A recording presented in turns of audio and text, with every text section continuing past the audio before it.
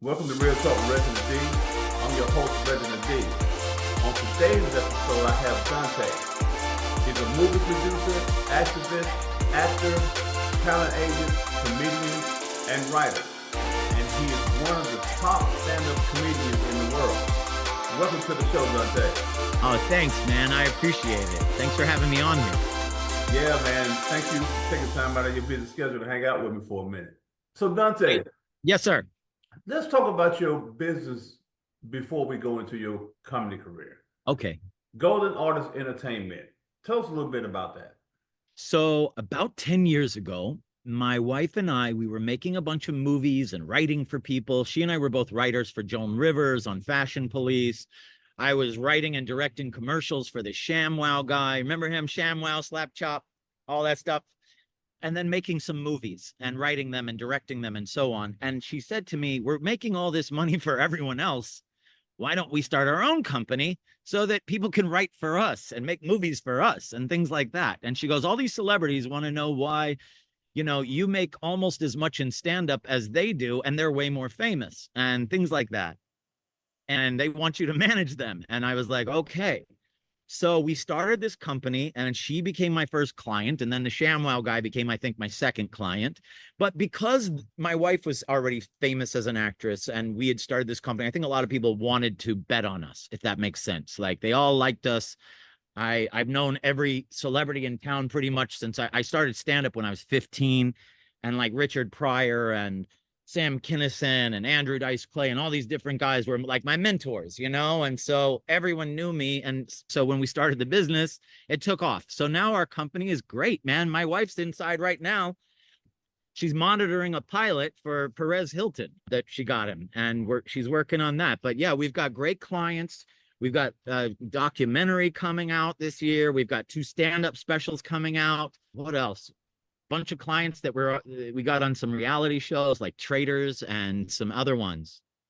And then I don't know, we're just busy, my wife's always getting someone a pilot or something big like that. So we're just waiting till these all hit. I mean, they're all in production right now, but yeah, it's a really fun company. I love running it with my wife. We get rid of people if they're terrible, and I don't mean bad actors. I mean, if you're a bad person, I'm not into it. I'm not gonna allow that. You know what I mean? I've always been the nice guy in comedy and acting and stuff. So I've always I'm like an Adam Sandler. I want to surround myself with nice people who are nice to work with. And if you're not, beat it. Yeah, exactly. Because it will mess your culture up. Who are some of the people you manage? We've got so many different ones. I could just name celebrities, but it's not just celebrities that we have. And we don't just manage people. I'm also the booking agent for a lot of people that I don't necessarily manage. We have a lot of celebrities that we get sponsorship deals or autograph signings or convention work or book deals or Broadway or whatever outside of the norm of their agent and manager. And then the people I do manage, of course, like I'm in charge of their entire career. But yeah, some of the fun people that we either have or have had or that we manage or have booked. I don't know if you're a reality person or not, but we've got a lot of the top ones, Sari Fields from Survivor. She's like one of the top people on Survivor. We've got Richard Hatch, Rachel Riley. We've got Aza Awasam. She's great. Just tons of people. Silky Nutmeg Ganache from the Drag Race show. Perez Hilton. Just on and on and on. Check out Golden Artist Entertainment sometime. You'd be shocked, especially by the comedians. People are always like, "Oh my gosh, you have Jimmy Walker. You've got this guy." Like it's pretty crazy. Yeah, and I was going to say that. I checked it out, and I saw Jimmy Walker on there, and I saw Cedric the Entertainer. I saw Kid from Kid and Play. So the crazy part about it, I was on the ship with them on a cruise, the Tom Joyner cruise with them a couple of weeks ago. Oh, nice. So I've known Cedric since his first time on TV on Comic View, because I was already kind of big on Comic View. I don't know if you remember that show. It was on BET in the 90s, but I was on there like every day. And so by the time Cedric came around, we were on like season 3, and he was so nervous. I remember him coming up to me, "Man, I don't even want to be on the same show as you. I'm nervous to go up on the same show as you and this and that." And I was like, "You're going to be fine." And sure enough, he went up there and killed. And then the next year, I think they asked him to host. I was like, "You're going to be just fine." But yeah, no, I'm not his manager. I am just one of the people who tries to get him some comedy bookings. But yeah, he's Great dude. I always loved Cedric. Awesome. Always loved Cedric, man. What a nice man, too. I could tell that about him. I really Yeah. could. Yeah. There's a really good dude, man. Like, there's some really good dudes in this business. So Dante, now let's get into your comedy career. Can Okay. you tell us about your early life and what inspired you to get into comedy? You bet. So this is kind of an interesting story. I told you I started at 15, but I really started at 7. So when I was a little kid, I grew up on a Navy base called China Lake here in California. It's out in the middle of nowhere. Nowhere. It's Mojave Desert surrounded by Sierra Nevadas. Couldn't wait to get out. But on the base, being on the base was actually nice. It's, because base life is different than the town life. But being on the base was always good. And my dad was in charge of big visitors. His job on the base was PR or whatever, or entertainment for if a president came, or the governor, or astronauts, or the secretary of the Navy, whatever, right? Or he set up all of the USO shows for the base. And so when I was a little kid, I was meeting people like Ray Charles. He's coming to my base, and my dad's like, "Would you like?" Of course, I want to meet Ray Charles.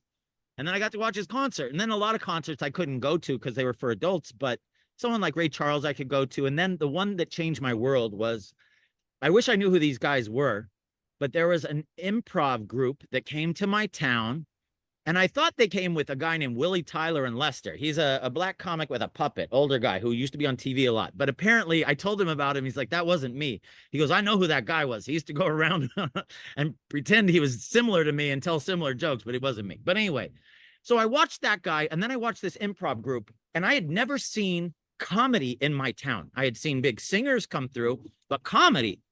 So I turned to my little best friend. His name was Jared. And I go, hey, you know how we listen to comedy? Because we would always listen to Richard Pryor, which is crazy. And then he became my friend when I grew up. Or we'd listen to Bill Cosby's records. And, oh, what happened to that guy? Sometimes you think you can trust people who wear sweaters. And then you're like, maybe you can't trust all sweater people. And then, but anyway, so we listened to all these albums. We had them all memorized, And then I turned to him. I go, hey, if they can perform here, we can perform here. Do you want to be a comedian? He goes, yes. So we wrote an act. We kind of stole from the people we saw. We stole the idea, not the jokes. What they were doing was they were standing in a line, and they're like, here's an impression of us changing the channels. And one person would say something, the next person would say something that led from this guy to that guy. For example, how we changed it. And believe me, it was the 70s. So this is an old joke. But so I would go first, and I'd go, all right, changing the channels on the TV. Hi, I'm Farrah Fawcett, and my favorite food is, and then I'd flip around and Jared would go, Alpo dog food, the best dog, and then that was the joke. And we'd go on and we'd do more and more and more. And then we had a couple of jokes. But anyway, we won all the contests that you could at your school. We performed at all the classes. And then our career was over at 7.5. And so we didn't do anything else, man. And then I wanted to be a comic my whole life. My parents finally moved me to San Diego when I was 12. And I don't think it was till I was around 15 that I had the guts to want to do it again. And I found a friend again. I found another friend. You want to do it with me? I was always too scared to do it by myself. So we were called Dante and the Wolf. His last name was Wolf. And we show up to the Comedy Store on the first night. And my friend, Faison Love, is the doorman. Do you know who Faison is? Big Worm from Friday. Exactly. So I went to junior high and high school with Faison. And I show up and I'm like, Faison, I thought you have to be 21 to get in here, man. He goes, how about you shut up? He goes, man, look at me. They think I'm 50. Like, because he always looked 50 since we were children. Like, he always looked identical to how he does now. He never looked different. Anyway, he's like, I'm going to tell them that you're like 20. That way you only have to wait like a year. He's like, but you look way too young, man. I can't tell them that you are 21 now. He's like, we just got to fake them out for a year. So that's what I did. I waited a year, but we would run in, perform, and then run out, run in. It was funny when I did turn 21 there, the fake 21. One of the guys goes, Dante, remember this day. You'll never be 21 again. And my friend who knew the real age was like, you never know. You never know. I'm like, shut up. That's hilarious. That's hilarious. And then from there, I stayed till I was 21. So when I knew I was actually legal, I moved up to the Comedy Store and started working there. So what were some of the key moments or turning points in your career? Oh, that's a good question, man. I would say one of the very big first turning points for me was Comic View. Because when I moved up to LA in 91, Comic View came out in 92. I had started a room at the Comedy Store upstairs that was basically a black comedy room. All my friends were black comics, and the audience was filled with celebrities every single night. It was Tupac was there almost all the time. Dr. Dre, Snoop.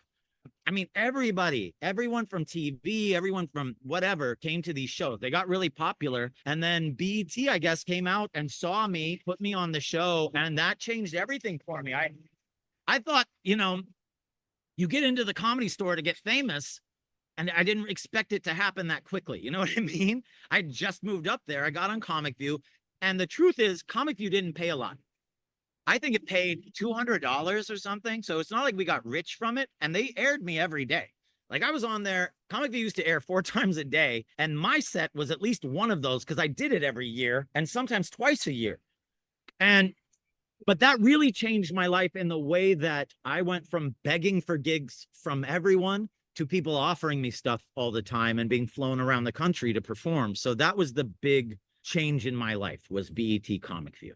That's awesome. Yeah. I mean, it was nice meeting celebrities and stuff, but only their advice was helpful. It's not like, you know, any of them changed my career, but I did get good advice. Like I remember this one time I said to Richard Pryor, I was so excited to try out a joke on him and be like, hey, here's what Richard said about my joke. So I go out to him like, hey man, I have this new joke. Can I try it on you? And he was a little sick at the time. He goes, let me ask you, have you done the joke? I say, yeah, I've done it. Do people laugh? Yep. Why are you asking me then? I was like, okay, got it. Never mind. He goes, only the audience matters. Don't ask other comics. I was like, got it. Good advice. Yeah, it was. And Dante, when I think about comedians and being in comedy, because I'm not in it at all, but it seems like it's real competitive and it's tough to be a great comedian. Would you say that, or is it 100%? 100%. You know, people try to tell me I'm great. I don't have the mindset for that because I see too many people better than me. You know what I mean? I might be great to everybody, but then there's still a Chappelle in front of me. There's still a Chris Rock in front. You know what I mean? I just go, okay, I'm just good. Because there is a difference. I can crush on stage for an hour. These guys can crush on stage for 6 hours. 6. Chappelle's done it. I've watched Eddie Griffin do like 6-hour sets. I could never do a 6-hour set. And it wasn't all material, but I couldn't even talk that long and be funny and entertaining without walking everybody or giving up at some point. There is a difference between, I don't know, a Muhammad Ali and whoever's boxing today. You know what I mean? There's just a difference. There's a difference. That's all. There's certain people that are the greats and we all see it and they make their way. I remember when Chris Rock and Chappelle weren't even that famous. They weren't. They were barely famous. I think Chris, when I first moved up here, had done a small role in a couple of movies. Like we all knew him from stuff, you know, but he wasn't super famous at all. He was just a guy who'd been in a couple of movies. But I always knew that he and Chappelle were going to be big. And as a matter of fact, I came in and auditioned for Chappelle every year for something. He would always call me. I always remember being at the mall when he would call. You know, I'd just see like a pager would come in, call Dave Chappelle. Back in the old days, kids, there was something called pagers. Anyway, so they called Dave Chappelle. So I call him up and he'd always be like, hey, I got another pilot, come in for it. So if you ever watch his show or anything he ever does, at the very end of the show, it always says Pilot Boy Productions. And the reason for that, Dave Chappelle had more pilots in Hollywood than anyone, and they never went. Only the Dave Chappelle show went, and I was like the only one I never auditioned for. So let me ask you this, Dante. Yeah. How do you think the world of comedy has changed since you started? What are the biggest changes you've noticed? Internet. The internet. People can get famous, and I'm not bitter or mad or upset by saying any of this. I'm all for anything that's good for comedy. I am. There's a lot of people, oh, the internet's ruining things. These influencers, they're selling out clubs and then can't make people laugh. Well, so what? So what? Were you going to sell that out? Because if you weren't, it wasn't your spot that they took. You know what I mean? So what? It's seats and drinks sold. That's our business. Funny's last. It is. And today the internet is numbers. Everything that we do now, if they want to see how popular Dante is, they just go, oh, that's sad. He only has 36,000 followers on Twitter.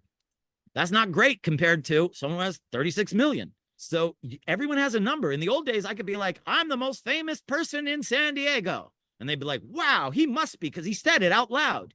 Today, they're like, let's look up Siri, who is the most famous person in San Diego, and they'll tell you. That's funny, but that's the truth. It is the truth. And people look at it, especially on movies or things like that. If a part comes down to two people, right? And let's say it's a low budget movie, right? There's a couple stars in it, but it's low budget. They need everyone to buy this movie or watch it or whatever.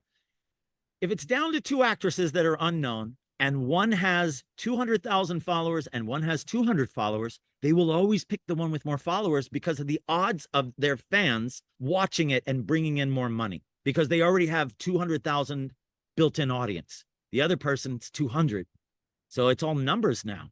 I mean, we have these celebrities that will say to a company, hey, they just got, 50,000 to promote something on their Instagram and do one quick story. They're like, yeah, we don't do that anymore. We use analytics.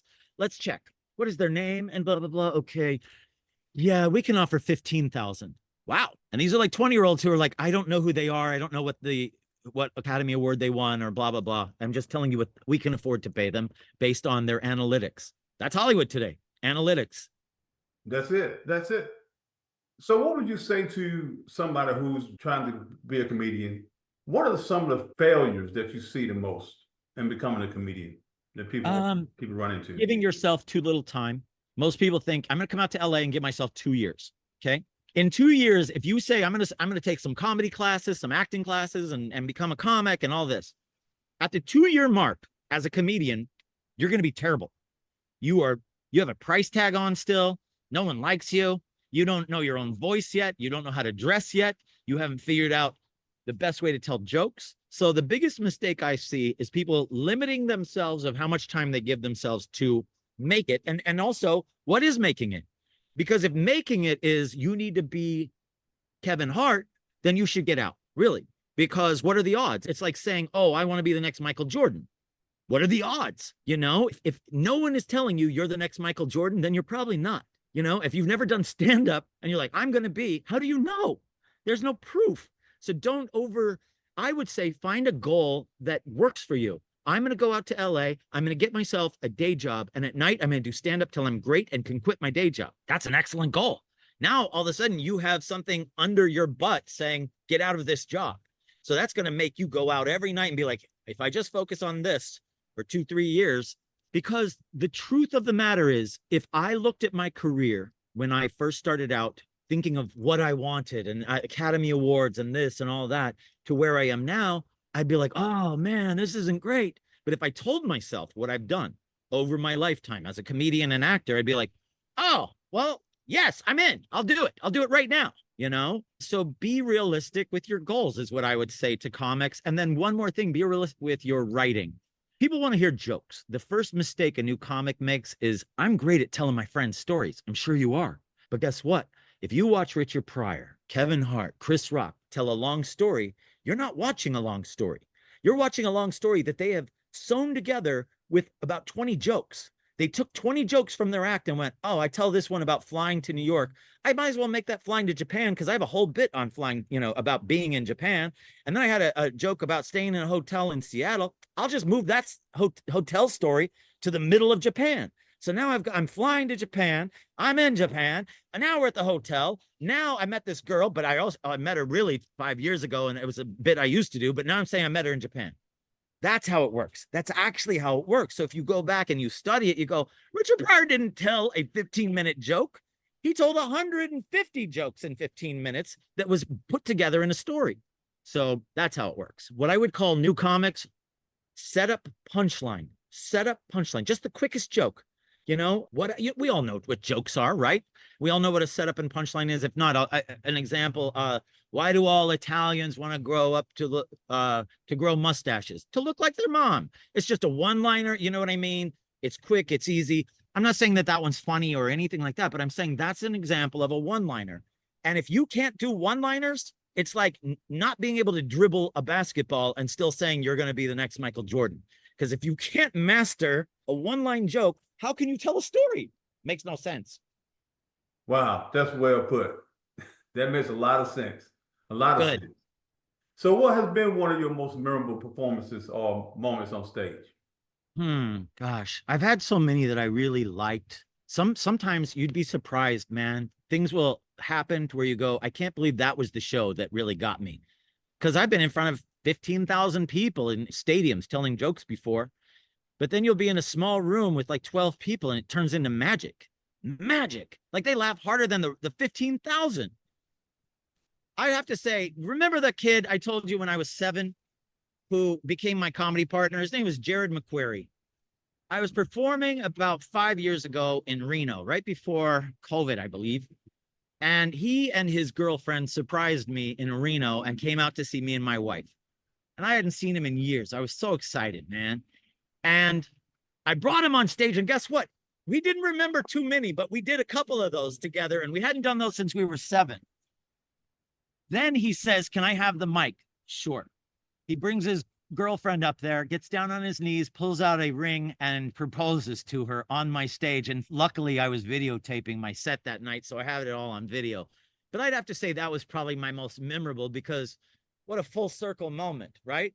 At my comedy show, my first comedy partner at 7 years old is now a 50-year-old man or whatever, getting engaged on my comedy stage. It was great. Oh yeah, absolutely. Full circle all the way around. By the way, there's a police helicopter now over my house. They hate me. They hate me. So They're Dante, not here for me, but they hate me. Dante, what is one of the achievements you are the most proud of in your career? From my career or just my life? Say your life. Gosh, my daughter. That's my biggest achievement. She is better than me. She's better than me.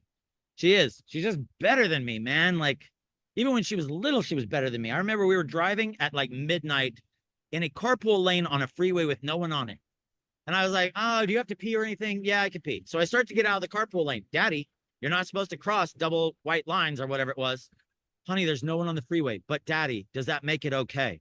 I was like, "I'll wait till the next broken lines, dear." But that's how she's been her whole life. She's just a sweet pea, man. She's never done anything wrong. My wife is always like, "You did that. You were such a good dad. You did that," you know? So I'd have to say her more than anything else. And I've had a crazy fun life. When I was a kid, like I was into boxing and I got to spar with Muhammad Ali. Like, who could say that in a lifetime? You know, but I'm not trying to just be a dad, but it's so rare and it's always funny that I'm never mad because she's never trying to hurt anybody. She was just raised by a comic and is too quick for me sometimes. Is that too loud? The police? Because I can ask them to leave. They know me. All right. Anyway, I remember this one. I'll give you an example of what I mean by my daughter being funny. I'm very sensitive. Like everything I do, I'm like, "Oh man, my daughter's going to love this." So it was my birthday. I was performing in Texas and this guy goes, "Hey, Dante, I gave you your last tattoo. I'll give you one for free again."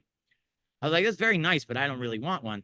And he goes, "You sure you don't want like your daughter's name or your wife?" I was like, "Actually, you know what? At the time, my daughter liked this song about Peter Pan. I am a lost boy from Neverland, you know." And she's like, at the time, I guess like 17. And I was like, so I called her up on FaceTime. And I said, "Baby, I'm thinking about getting a Peter Pan tattoo. And then you're Wendy. My wife is, you know, mommy is the Tinkerbell, and we have a little dog. I'm gonna get that across my chest." She goes, "Daddy, you should get it across your forehead so that men know you're available." I was like, "Oh." I was like, "Oh, that's my fault for raising her in comedy clubs." That's it. She's a good girl. She's turning 21 June 19th. And I asked, "Do you want to go drinking?" Nope. Finally, we figured out she wants to go to the Magic Castle. So that's where I'm going to take her. And it's on my same street. I live in Hollywood. If I walk up my same street, I can take her right there. So it's easy. That's it. It's easy. So Dante, every comedian has dealt with hecklers at some point. How do you handle them? Say that again?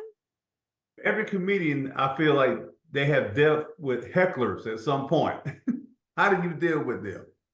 You know what? I realized a long time ago that hecklers aren't the way we see them in cartoons and movies. You know, in cartoons and movies, they're always like, "Hey, you're terrible. Here's a tomato." That's not what people do. A heckler usually is someone who's just drunk and a bit loud, you know, who says something during your act that is distracting, but probably meant to help. You know what I mean? Like, I'll tell a joke, let's say about shoes. And they're like, "I have those same shoes." Maybe you didn't hear what they said, but they were trying to say I have the same shoes. And it's like, they weren't heckling me. But I realized at one point, I was like, man, I would always be like, can you shut up? Can you quiet? And then they get upset. The audience felt uncomfortable. And I was like, why am I yelling at these guys? They're having a good time. I am the host of this party. Would I yell at someone for having a good time at my house if we were having a party? When I was young, I figured out my shows are going to be a party, and they are. When people come to my shows, they're different than most stand-up because I intertwine jokes with talking to the audience. And then, like, if I'm talking to you for 5 minutes, that's nothing that I wrote. Maybe 2 jokes get slipped in because I had them in my back pocket. But most of that time is going to be on you, you know? Right. So Dante, looking back on your career, what is the most important lesson you've learned? Wow, that's a really good question. Most important lesson? I guess that it's a business. That's probably the most important lesson I learned about my career. Is that what you mean about the career? Yeah. It's a business. It starts off as fun. I want to go tell jokes. I want to travel the country. I want to see these places. I want ladies to like me. And I want guys to want to be my best friend. And I want all this stuff. And then you go, wait, I need money. Oh, I'm tired of finding change in my couch to buy gas. And now we live in a time where if you don't get on the business train, we're in a recession. We're in inflation. We're in all these things where it's like, if things are costing 25% more and you were living check to check before it, how are you living? You know, I think I've seen a huge shift in Los Angeles. I would say more than half of the people I knew in this business have moved. They've moved. They could not afford to stay here. Luckily, a lot of them stayed in the business, but just went, I live in Michigan now. And if I ever have to come back for an audition or what, I will. So with that being said, your legacy, how would you like people to remember you in the world? And how would you like your legacy to be? I guess I think about this a lot. I used to think I wanted to be remembered. And then I realized one day we're all ants, man.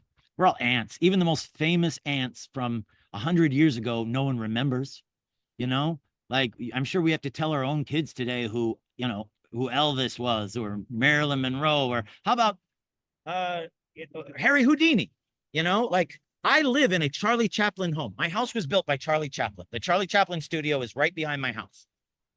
I've never watched a Charlie Chaplin movie in my life. Not, I'm sure I've seen him on TV a million times. We all have seen him jumping around and doing things, but I never sat down and watched one. I wouldn't even know where to find one. I guess I'd have to search it. But I realized none of it matters. It just matters what you do while you're here. And so I just want to be the best person I can be. I stopped lying. I figured I would rather get in trouble with people or whatever. It's not like I'm rude and will be like, hey, you need to lose weight. I'm not overly honest. I'm just honest. You know, like my daughter, when she was growing up, I was like, baby, I'm never going to lie to you. And I never have. There's never been one day where she's like, Dad, you promise you never lie. She would be like, what happened there? I was like, oh, all right, I'm going to tell you, but I shouldn't be telling you. Or how about I tell you when you're, you know, there's always, I'll tell you when you're older, and I did, but I never lied to her. I've never lied to my wife. It's important to me. I want to be a good person. I want to help people because I like people. So lastly, Dante, let's tell the people how can they reach you or book you if they want you to match their talent or anything like that. Okay, so my company is Golden Artists Entertainment. And it's just the same website, www.goldenartistentertainment. If you want to check out my comedy, I have a YouTube channel. It's Dante the Comic. I'm Dante the Comic on all social media.